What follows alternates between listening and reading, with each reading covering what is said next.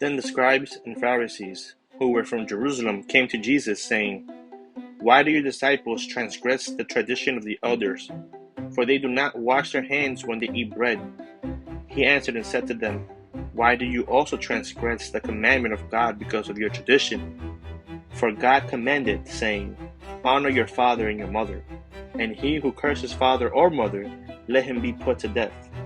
But you say, 'Whoever says to his father or mother, whatever profit you might have received from me is a gift to God,' then he need not honor his father or mother. Thus you have made the commandment of God of no effect by your tradition. Hypocrites!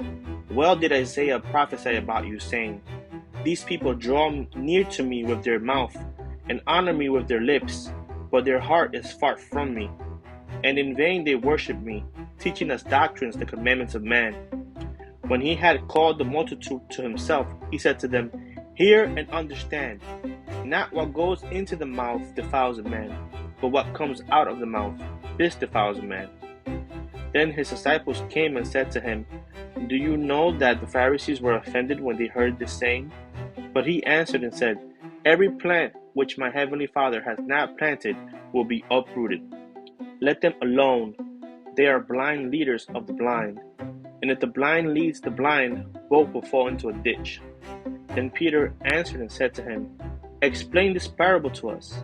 So Jesus said, 'Are you also still without understanding? Do you not yet understand that whatever enters the mouth goes into the stomach and is eliminated? But those things which proceed out of the mouth come from the heart, and they defile a man. For out of the heart proceed evil thoughts, murders, adulteries, fornications, thefts, false witness, blasphemies. These are the things which defile a man, but to eat with unwashed hands does not defile a man." Then Jesus went out from there and departed to the region of Tyre and Sidon. And behold, a woman of Canaan came from that region and cried out to him, saying, "Have mercy on me, O Lord, Son of David. My daughter is severely demon-possessed." But he answered her not a word. And his disciples came and urged him, saying, "Send her away, for she cries out after us." But he answered and said, "I was not sent except to the lost sheep of the house of Israel." Then she came and worshipped him, saying, "Lord, help me." But he answered and said, "It is not good to take the children's bread and throw it to the little dogs." And she said, "Yes, Lord, yet even the little dogs eat the crumbs which fall from their master's table." Then Jesus answered and said to her, "O woman, great is your faith. Let it be to you as you desire." And her daughter was healed from that very hour. Jesus departed from there, skirted the Sea of Galilee, and went up on the mountain and sat down there. Then great multitudes came to him, having with them the lame, blind, mute, maimed, and many others. And they laid them down at Jesus' feet, and he healed them. So the multitude marveled when they saw the mute speaking, the maimed made whole, the lame walking, and the blind seeing, and they glorified the God of Israel.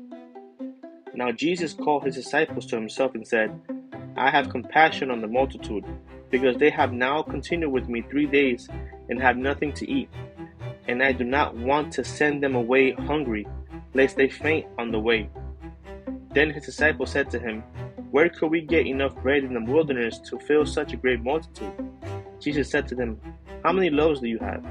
And they said, 7, and a few little fish.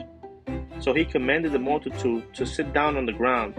And he took the 7 loaves and the fish, and gave thanks, broke them, and gave them to his disciples. And the disciples gave to the multitude. So they all ate and were filled. And they took up 7 large baskets, full of the fragments that were left. Now those who ate were 4,000 men, besides women and children. And he sent away the multitude, got into the boat, and came to the region of Magdala.